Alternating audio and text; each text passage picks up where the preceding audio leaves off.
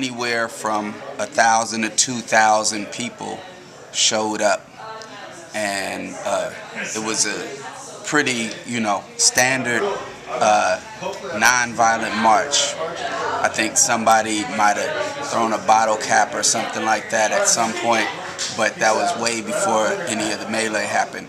As soon as we got to 14th and Broadway, within 30 seconds, the police announced, "This is an unlawful assembly. If you do not leave within the next few minutes, we will start using chemical agents." And a lot of people know and have seen what happened. They started shooting with rubber bullets and throwing tear gas grenades. I don't know the flash grenades. I don't know the technical term for it, but they hurt a lot of people.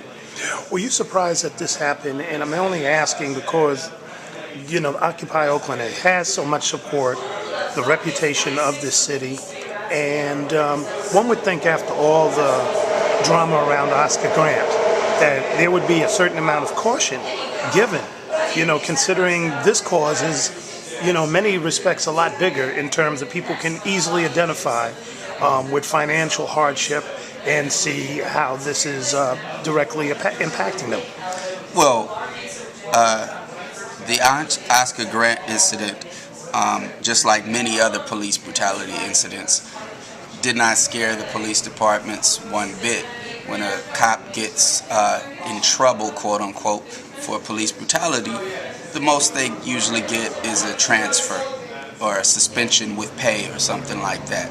So there's no deterrent within the system for cops to not be brutal.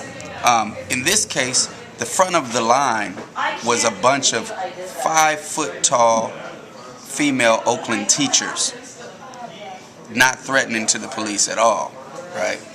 And they still started shooting rubber bullets and sending grenades into the crowd. Anyway, the resulting clamor from the video that went out of this brutality and the protest and the incident that sparked the protest, which was Occupy Oakland being kicked out of the plaza, that clamor turned into an international noise. And everywhere from Greece to Cairo to France to London, and obviously all over the United States, people were talking about what was happening in Oakland, and they still are. And the truth is that every time the police sent tear gas in, the crowd just walked away and came back. That was amazing seeing that. I couldn't get within a block without feeling my throat hurting, and I did not understand how many were able to keep coming back and standing there chanting and seemed more emboldened. Yeah, and that scared the police, I think, more than anything.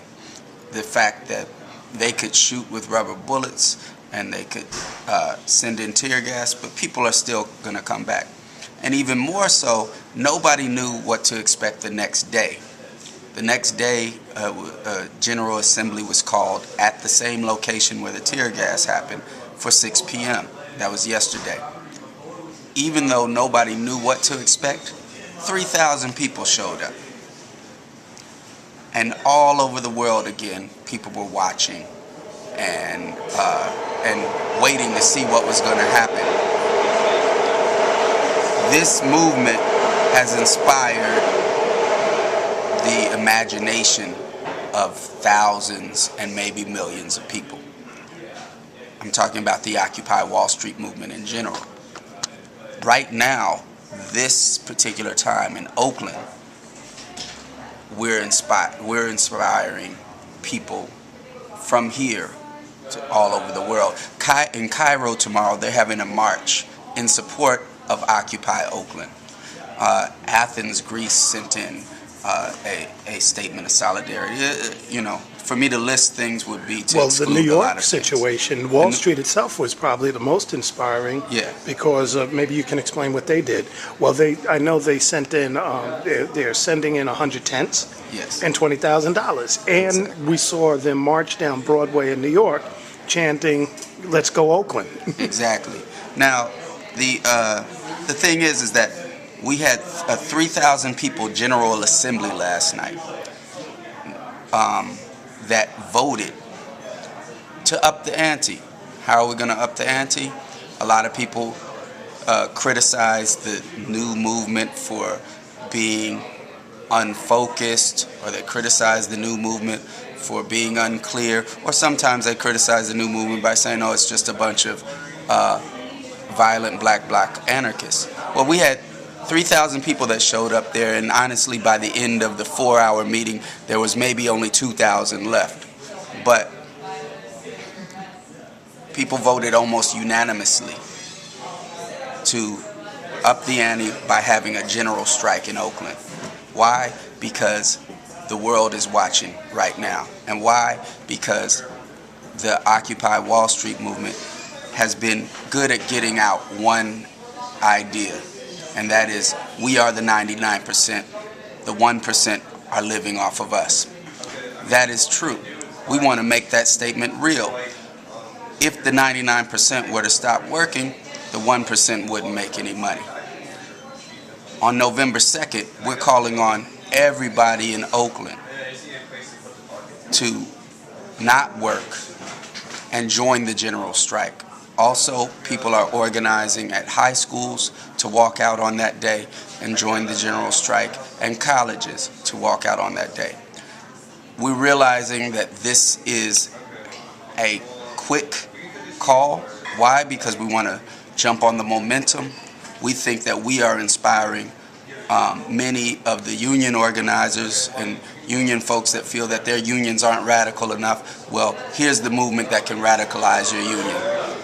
If you feel that the Occupy Wall Street movement is not clear enough and not reaching out to other elements other than folks that already consider themselves radical, well, here is the action that can be the first step in making the Occupy Wall Street movement make that bridge. We feel that this will just be a warning shot, a one-day walk-off strike. And this is, like I said, this is a quick call to action. So it's not like if you can't walk off, people will be calling you a scab or anything like that. But we encourage everybody. Don't be worried that you're not in touch with the leadership of Occupy Oakland, because I'm not in touch with the leadership of Occupy Oakland, and I don't know who they are. Nobody is. This is a pretty organic movement. And I want to say, honestly, my period of development, I went and visited Occupy Wall Street, and I was like, I don't know what is going on here. I didn't understand what the demands were, what the complaints were, and I thought that it was so different from anything that I thought a movement could be. And in reality, that is what's working to its benefit. Right now, there's Occupy movements in 1,300 cities at least around the globe. Many of them have thousands of folks. It's still in its infancy. The program is still forming. The demands are still forming. And what this is, it's not, there are individuals, but this is also something that in which you take to energize whatever your particular campaign is, whatever your particular movement is that you're involved in. This is an amalgamation of those. But the one thing that has been pretty much unanimously put out there is that we are the 99%, and we want to form a movement that has to do around that. Now, they're saying 99% versus 1%. I would put that in terms of ruling class versus working class, and that's how I've always been. But you know what? I don't really care. Right. We've been talking with